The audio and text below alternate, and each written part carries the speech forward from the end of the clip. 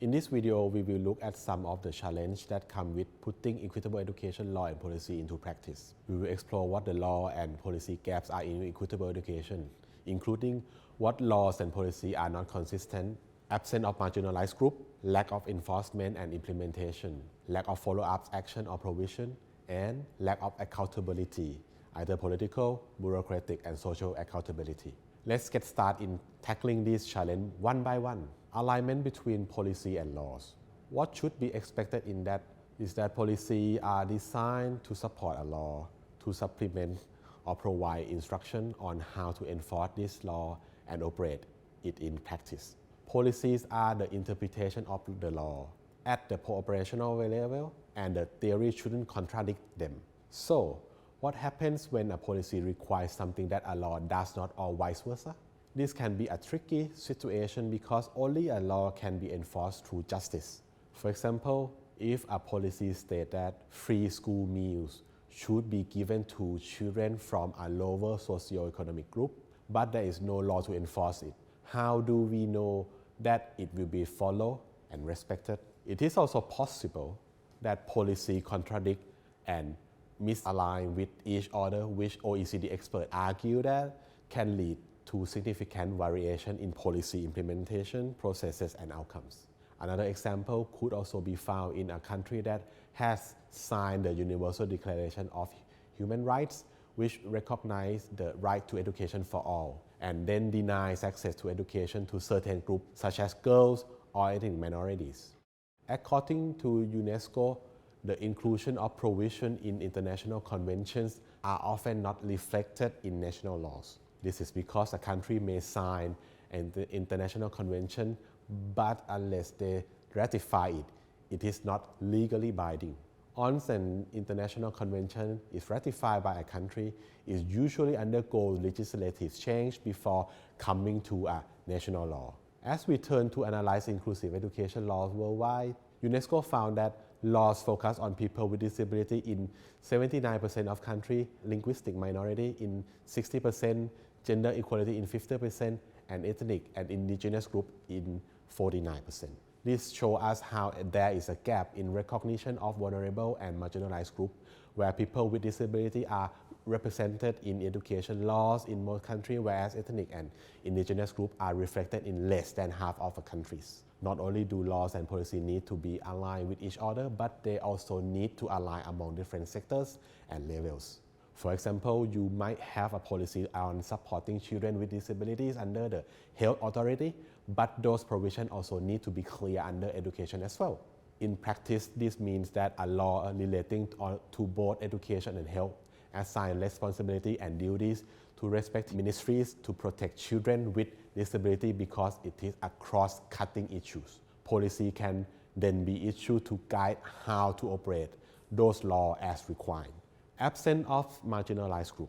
As we saw in Module 1, the key to equitable education is inclusion of marginalized and vulnerable groups.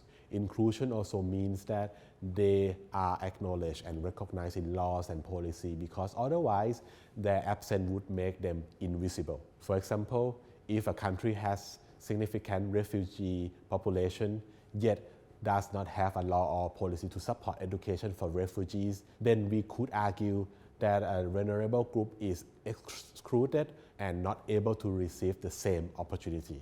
The need to include this group comes from the perspective that they have the right to education as well as opportunity to fulfill their economic, social, and cultural rights.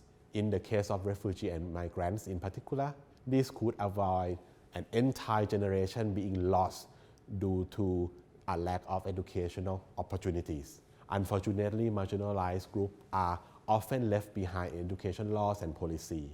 UNESCO data shows us that around 1 in 10 children are continue to be denied the right to education, particularly if they are poor, already working, have had early marriage or pregnancy, disabled, or child soldiers. This is why it is so important that they become visible and recognized in laws and policy that will strive to provide them with the equal opportunity to learn. Lack of enforcement and policy implementation. Overall, UNESCO data shows us that worldwide policy have made a greater shift toward inclusion than loss. This is shown by huge progress made in ensuring that students with disability can be included in mainstream classes rather than segregated, known as mainstreaming. It means that a student with disability will learn the same content alongside a non-disabled student within the same classroom with supplementary aids as needed.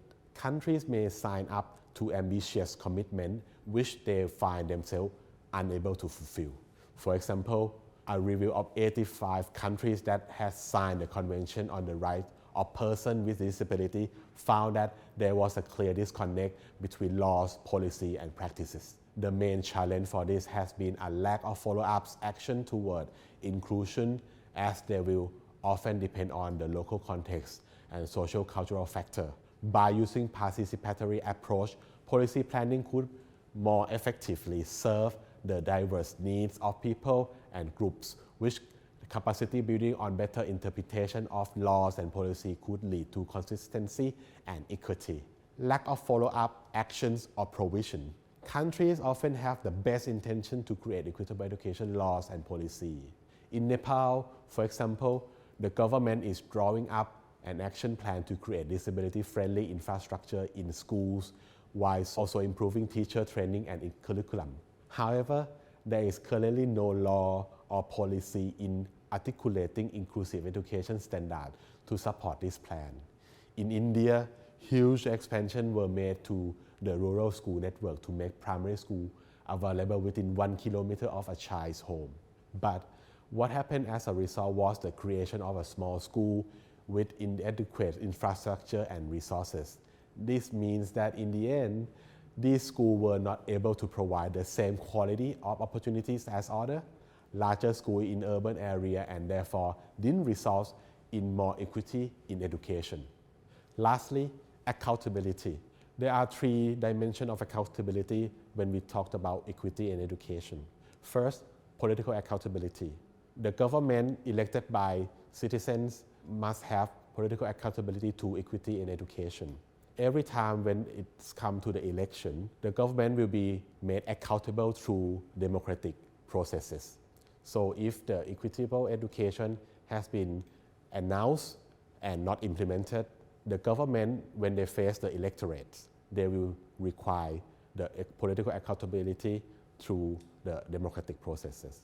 Second one is bureaucratic accountability. If the branch of government, such as Ministry of Education, Ministry of Health, or other related ministry, does not implement the equitable education policy or law, they will be required to be made accountable to those laws and policy.